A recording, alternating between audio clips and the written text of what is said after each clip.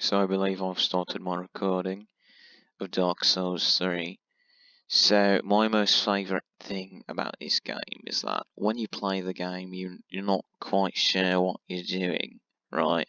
So, you come into this world, right, they're called Lordran, and there's all these enemies going around, and you're like, what the fuck is this? So, you have to, like, go through the world and pick up all sorts of swords and demon spells and I'm not quite sure what else, but you have to like actually experiment and grab what you think will actually help you on your journey. So my first time playing Dark Souls, I actually found this stone giant character, and when I killed it, he actually gave me a stone greatsword. And you see, you might be saying to yourself, wait, this stone greatsword isn't really all that great like the name says, and I have to say no, because the stone greatsword was really actually very shit, and I threw it away like the moment I got it, because when I tried to swing it, it wouldn't actually swing, it would do like a half swing and would not do like the amount of damage it said it would, and when I went to the stats, it actually said that it took negative damage, so it essentially healed the enemy, because when I looked at it in the menu, it gave me a red number next to the number, so I'm assuming that that meant that it was a weapon meant for monsters, so when the monsters hit each other, they would heal each other.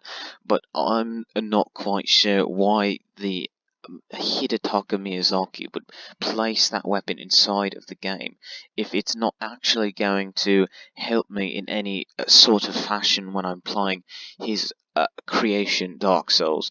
But when I do play Dark Souls, I feel like it's a river romp and a half, like I'm going through these areas, like I come up to this door, it says locked by some contraption.